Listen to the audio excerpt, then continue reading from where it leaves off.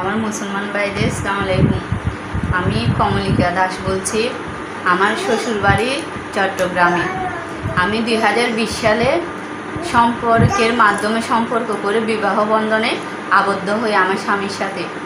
বিবাহের পর ওদের ঘরে গিয়ে দেখি আমার 4টা ননস গজ্জামাই থাকে। আচ্ছা, যার পর 1 মাসও হয়নি আমি এদের হাতে নির্যাতনের শিকার হই। প্রথমত আমার শাশুড়ি, এরপর আমার ননসরা, এরপর আমার ননসের জামাইরা। এরপর 1.5 বছর আমি শিকার হতে ওখানে ছিলাম। আমাকে অনেক কিছু করতো, খারাপ ব্যবহার, খারাপ আচরণ। কেউ আমাকে সাহায্য সহযোগিতা করতো না, কেউ কিছু বলতো না, আমার পরিবার আসতো না। কেন? আমি নিজেই বিয়ে করছি এই জন্য। শেষ পর্যন্ত আমি ভালোবাসায় চলে আসি 2021 সালে। আমি 3টা সন্তান হারিয়েছি। ওরা ব্ল্যাক ম্যাজিক করতো, কালো জাদু যেটা বলে। আমি 3টা বেবি হারানোর পর আমার একটা বেবি হয় 23 সালে। আমার একটা ছেলে হওয়ার পর আমি 2 বছর পর আমার বাচ্চাটা হয় 23 সালে। আমি যেতে চাইনি, ও আমাকে ভয় দেখায় নিয়ে গেছে। তুই যদি না যাস, আমার ছেলের কিছু হলে তোকে ছুরি মারবো, এ করবো সে করবো, এরকম বলে আমার হাজব্যান্ডে আমাকে নিয়ে গেছে। তাও আমি গেলাম না, থাক যাই, এখন তো আমার একটা ছেলে হয়েছে, আর এইসব করবে না। আচ্ছা, গেলাম 23 সালে। যাওয়ার পরও দেখি আমার বাচ্চা আমার থেকে দুধ পেতো না, তো বুকের দুধ পেতো না যে দুধটা কিনে খাওয়াতে হতো। ওরও ইনকাম কম। এগুলি নিয়ে অনেক কিছু করছিল, আগের মতো নোংরা ব্যবহার, নোংরা নির্যাতন। তো একদিন 24 সালের ঘটনা, আমার বাচ্চাকে লুকাই ফেলছে। বলে কি, তুই চলে যা, আমার নাতিকে আমাকে দিয়ে চলে যা।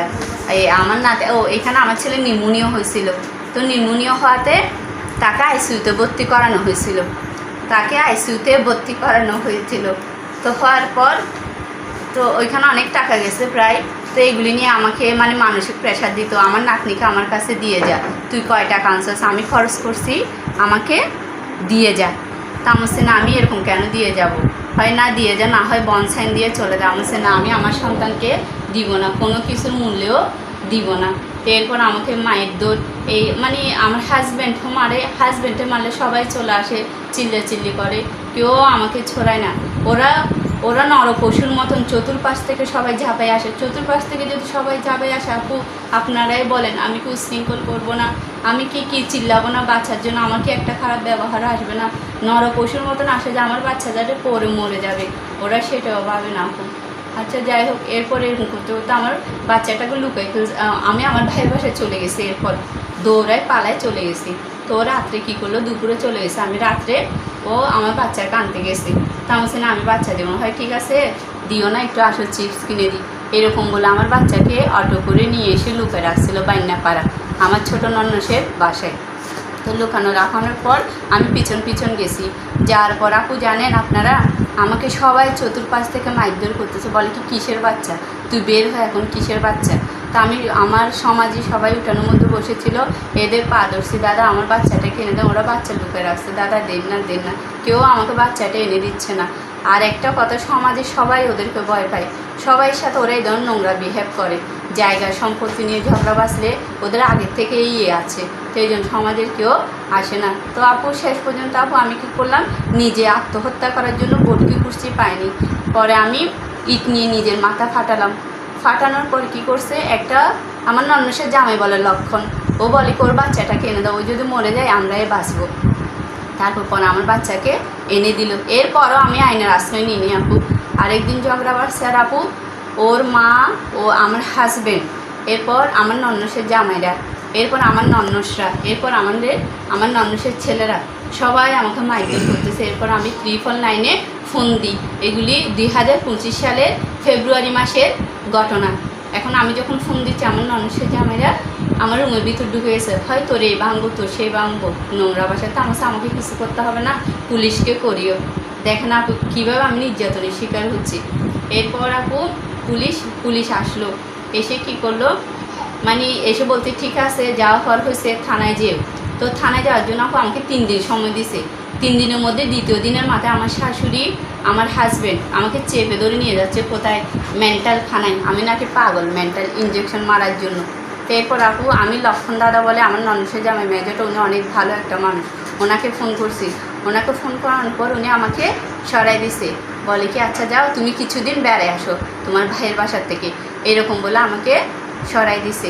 এর আগে কিন্তু আমি একটা আপোষ মামলা করে রাখছিলাম নারী ও শিশু চট্টগ্রাম চিফ জুডিশিয়াল কোর্টের মধ্যে আপু। তো এরপর কী করছে, আমি 6 মাস বউ বাজাচ্ছিলাম যে এইগুলি আপনার 25 সালের ফেব্রুয়ারি মাসের কথা বলছি। 6 মাস রায় পাওয়ার পর জজে আমাকে আমার হাজব্যান্ডকে কেন্দ্র করে আমার হাজব্যান্ডের হাতে আমাকে তুলে দিচ্ছে। তখন আমার শাশুড়ি, আমার ননস, আমার হাজব্যান্ড এদের থেকে বন্ড সাইন নিছে, নেওয়ার পর আমাকে তুলে দিছে। তো তুলে দেওয়ার পর আপু ওরা যে আমাকে মেরে ফেলবে হুমকি দিছিল, মেরে ফেলবে, কেটে ফেলবে, তো এই জন্য আমি আর কি ঘরে যাইনি। তো আমি ভাড়া বাসায় ছিলাম। এর ভিতরে আমার হাজব্যান্ড মিঠন কাকা বলে আমাদের প্রতিবেশী, উনি একটা প্রভাবশালী মানুষ, ওনার সাথে জায়গা নিয়ে ঝগড়া বাড়ছে। আর তো ওনাকে ছুরি মারি দিয়েছে, অ্যাটেম্প টু মার্ডার। ছুরি মারা দেওয়ার পর ও জেলে গেছিলো। আমাকে জুলাই মাসে জজ স্যারের হাতে তুলেছে, অক্টোবর মাসে ও জেলে গেছে খুনের ব্যাপারে। তো এখন আমি ভাড়া বাসা কেমনে চালাবো, কীভাবে চলবো আপু? তো আমি কি করছি, আমার নিজের শ্বশুরবাড়িতে চলে গেছি। তো চলে যাওয়ার পর এরপর আমার একটা পরিবার পরিকল্পনার মধ্যে চাকরি হয়, ব্রাক সংস্থা। এটা আমি তখনই আবেদন করছিলাম বউবাজার থাকতে আপু। এরপর আবেদন করার পর আমার চাকরিটা হওয়ার পর আমি এই অক্টোবর থেকে এখানেও আমার হাজব্যান্ড যখন যে ইয়েতে ছিল আমাকে সন্দেহ করে গালি দিত, আমি নাকি ওই যাকে ছুরি মারছে এদের সাথে হাত, আমাকে কোবাই ফেলবে, কাটি ফেলবে, এগুলি যখন বলছিলাম আপুরা, আমি একটা নভেম্বর মাসের 9 তারিখে একটা জিডি করে আসছি। আমার হাজব্যান্ড যেহেতু নয়, আমাকে যদি কিছু করে ফেলে, তো আপুরা এরা কি করছে, ডিসেম্বর মাসে আমার জিডিটা টাকা পয়সা কারে মুক্ত করে দিছে। আর ওরা আমাকে সবসময় একটা ভয় দেখায়, কী করবি, কী করতে পারবি, পাড়াইলারা আমাদেরকে কিছু করতে পারেনি, আমাদের টাকা আছে, নেতা কেতা আছে, তোর কে আসে, তোর তো পরিবারও না, কেউ তো তোর কাছে আসে না। তা আমি বলি কি, আমার কেউ নাই, আমি রিগেলে আসি, এই জন্য আমি লড়বো। তো আচ্ছা যা খাবো। এরপরে 5-6 মাস আমার চাকরিটা হওয়ার পর 26 সালের ফেব্রুয়ারি মাসে আমার চাকরিটা হয়।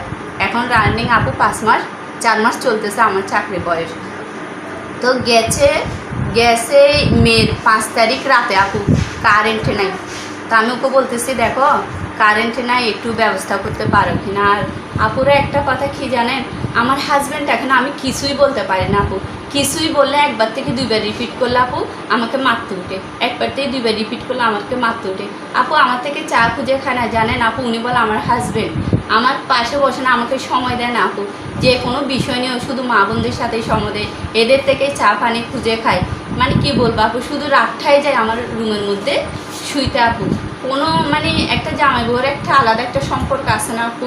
এই যে হাজব্যান্ড বউতে চা খুঁজে খাবে, ভাত পানি খুঁজে খাবে, কী করতেছো, তোমার কি অবস্থা, ওই জিনিসটা ওর মধ্যে নেই।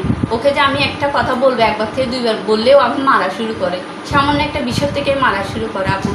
তাহলে আপনারা দেখেন, এটা আমার হাজব্যান্ডকে কি ব্ল্যাক ম্যাজিক করছে না, যেটা বাংলা বলে কালা জাদু আপু। ও আমাকে চিনেই না। আচ্ছা যাক আপু। তো 5 মে 5 তারিখ রাতে যখন 1টা বাজে, মিটারে কাট শেষ। আমি বলি কি, উঠো না, একটু দেখো না মিটারের ব্যবস্থা করতে পারো কিনা, কোনোরকম গরমে কেমনি শোবো, সারাদিন পরিশ্রম করে আসছি। ও বলে কি পারা যাবে না, আমি একটু চেষ্টা করো না, আর পারা যাবে না এরকম বলে আপু আমাকে ঘুষি মারি দিছে। ঘুষিটা মারছে আপু, আমি অনেক ব্যথা পাইছি। এর আগে আপু আমাকে এই ঝগড়ার মধ্যে লোহার রড দিয়ে পিটাইছিল আপু, আমার হাতের ডোয়া ফুলে এত বড় হয়েছিল। এরপর আপু আমার কাঁচা দাঁতে এখনও লড়ে। এই দাঁতটা আমি যখন ফেব্রুয়ারি মাসে পরিবার পরিকল্পনার মধ্যে জয়েন করি, 2 তারিখে 1 তারিখ রাত আমাকে মারছিল এই কাঁচা দাঁতটা, এখনও আমার এই দাঁতটা লড়ে আপু। আচ্ছা যাক আপু। তো এই ঝগড়া বাজার পরে এক পর্যায়েও আমাকে ঘুষি মারিছে। ঘুষি যখন মেরে দিছে আপুরা, তখন আমি বলতেছি যে তোমাকে কি কেউ কিছু করছে? এটা রং ভাষায় বলছি, তুমি আমার কথাই শুনতে পাও না, আমাকে এরকম করো। এরকম যখন বলছে আপু, আমার বাচ্চাটা বলে আমাকে চুলের মুঠি ধরে দেওয়ালের মধ্যে ধাম বাড়ি খাওয়াচ্ছে আর এর বোনরা আসছে, হয় কে কী করবে, তুই এরকম বলস কেন, তোর জামাইরে সবাই পিটায়, ছুরি নিয়ে দৌড়াইতে যায়, আমরা না বাঁচাইতে যাই।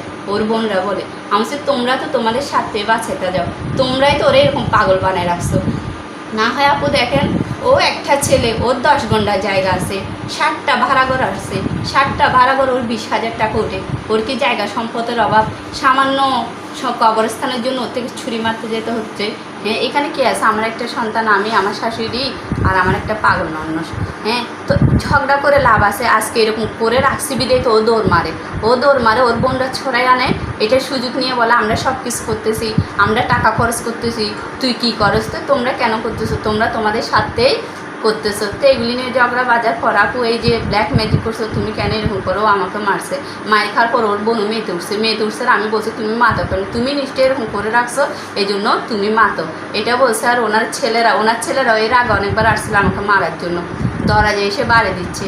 এরপর আগে বড় ছেলেটা আসতো মারার জন্য, এখন ছোট ছেলেটাও আসে। বড় ছেলের নাম হচ্ছে রামপ্রসাদ রায়, মেজর ছেলের নাম হচ্ছে গোপাল রায়। দৌড়ায় পুরা আমার ঘরে চলে আসে, আমার দরজা হামলা করে, আমাকে রং ভাষায় করে, আমাকে কেটে ফেলবে, মেরে ফেলবে। তাহলে চিন্তা করে দেখেন, আমার হাজব্যান্ড থাকার সত্ত্বে আমার হাজব্যান্ড তো মারতেছে, ওর ভাইনারাও ঢুকে যাচ্ছে। এটা কার জন্য? আজকে একটা স্বামী আপনাদেরকে মারতে পারবে, আপনাদের স্বামীকেও আপনাদের পাশে আর কাউকে আনবে মারার জন্য।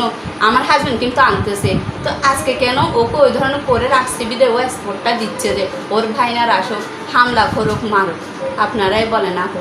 এরপরে এগুলো হওয়ার পর তা আমি কী করছি, আমি তোমাদের এত বড় সাহস, তোমরা আবার আমার গায়ের উপর আসতেছ। এক পর্যায়ে আপু আমার বাচ্চাটাকে নিয়ে রাতে 2টা বাজে উঠানে দৌড় মারতেছি, মানে পুলিশের কাছে যাওয়ার জন্য। তখন আমার জামা দেখে ছিঁড়ে দিছে আমার হাজব্যান্ডে। যখন আমি দৌড় মারতেছি আপু, পিছন থেকে আমার হাজব্যান্ড আমার চুলের মুঠি ধরে নিচে ফেলে দিয়ে আমার গলার এখানে হাত দিয়ে ধরছে। ধরার পর আমি হাতটা ছড়ে আবার দৌড় মারতেছি। দৌড় মারার পর আমার শাশুড়ি, আমার নন্নস মেজোটা কণিকা দেবী, এরপর আমার নন্নস বড়টা জন্না দেবী, আমার শাশুড়ির নাম চায়না দেবী, আমার হাজব্যান্ড নাম বাবুনাথ। এরা 4 জনেই আমার আমার আমার আমার হাজব্যান্ডটা আমার চুল ধরে আমাকে মারতেছে। আর আমার শাশুড়ি, এরা 3 জন ব্যক্তি আমার পুরো জামা ছিঁড়ে পাট করে ফেলছে আপু। তবুও আমি আপ্রাণ চেষ্টা করছি আপু পুলিশের কাছে যাওয়ার জন্য আপু। আমি সবাইকে চিল্লাইছি আমাকে সাহায্য করার জন্য আপু, আমি আমার ইজ্জত টাকার জন্য আপু আমি সবাইকে চিল্লাইছি আপু। কেউ আমাকে আসে নাই আপু, এসে আমাকে একটা ওড়না দেয়নি, বস্ত্র দেয়নি আপু। ওরা এতটা নিষ্ঠুর আপু, আমার জামা ছিঁড়ে পাট করে আপু আমাকে আবার পিছনে ভিডিও করতেছে আপু, ছবি তুলতেছে আমার নন্নসের ছেলে শ্যামনাথ। আমি পিছনে তাকাই দেখি আপু, আমি 2 হাতে এরকম করে রাখছি আপু, পিছনে তাকাই দেখি আমাকে ভিডিও করতেছে। তো আমার শেষ সম্বল আপু আমার প্যান্টটা ছিল, বুঝছেন আপু, আমি প্যান্টটা দিয়ে নিজের স্তন ঢুকে ঘুরে আপু আমি যেতে চাইছিলাম, এরা আমার প্যান্টটা ধরে টান মারতেছে আপু। এরপর আপু আমি আর জানি, আপুরা দেখেন ওরা আমাকে কি করছে, দেখেন আপু আমি আপ্রাণ চেষ্টা করছি আপু, দেখেন আমার ইজ্জত টাকার জন্য আপু আমি আপ্রাণ চেষ্টা করছি আপু।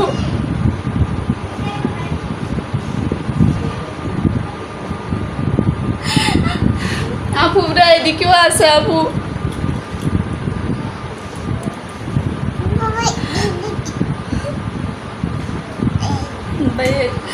ওরা হামলা করছে যে আপু।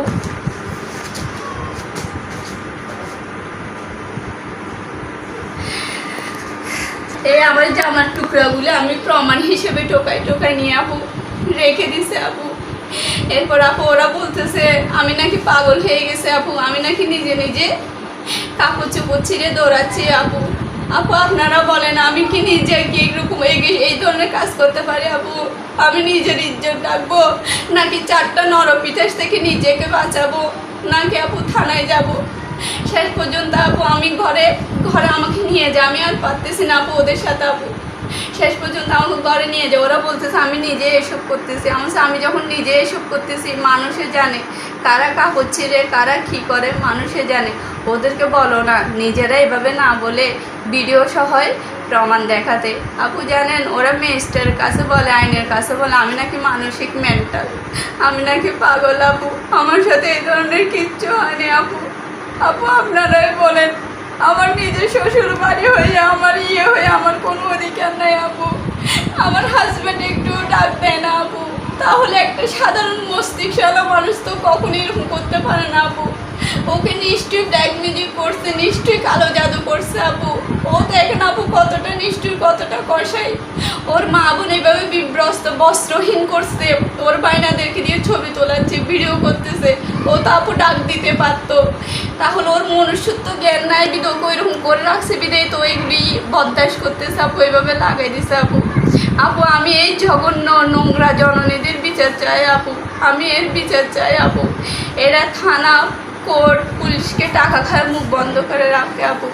আমি এই নিউজের মাধ্যমে আমি যদি আইনি সহায়তা না পাই, আমি যদি না পাই, আমি আপনাদের কাছে বিচার চাই আপু। আমি মানবাধিকার লঙ্ঘনে যেতে চাই আপু। আমি আমার অধিকার চাই, আমার স্বামী চাই, আমার হাজবেন্ড চাই আপু। ওরা চায় আমাকে মেরে ফেলে ওদের বাইক ওদের পছন্দ মতন একটা বিয়ে করা আপু। এখানে সব কিছুর একটাই মূল কথা আপু, সম্পত্তির লোভে, জাগার লোভ ওরা এসব করতেছে আপু। আপু আপুরা জানেন বিয়ে হওয়ার পর থেকেই শুধু শুনতেছি আমার শ্বশুর বলে বদমাশ ছিল, শয়তান ছিল, এই জন্য আল্লাহ মেরে ফেলছে। আমার শ্বশুর বলে আমার শাশুড়িরে মারতো, কিন্তু আপু আমি তো বুঝি কে কারে মারতো। গ্রামে সবাই বলে আমার শ্বশুর একটা খুব ভালো মানুষ ছিল। আসলে আপু আমার শ্বশুরকে আল্লাহ মেরে ফেলেনি, প্রতিবেশীরা মেরে ফেলেনি, এরাই মেরে ফেলছে আপু। যেমন আমার জামাইটাকে ব্ল্যাক ম্যাজিক করে পাগল বানিয়ে রাখছে, যেমন আমাকে নির্মম নির্যাতন করতেছে, এ তেমনি আপু সবাই ভয় পায় এদেরকে আপু। আপু আমি এদের বিচার চাই, আমি আমার অধিকার ফিরে পেতে চাই। আমি আমার শাশুড়ি ননসের জন্য আমার হাজবেন্ডকে কেন ছাড়বো আপু?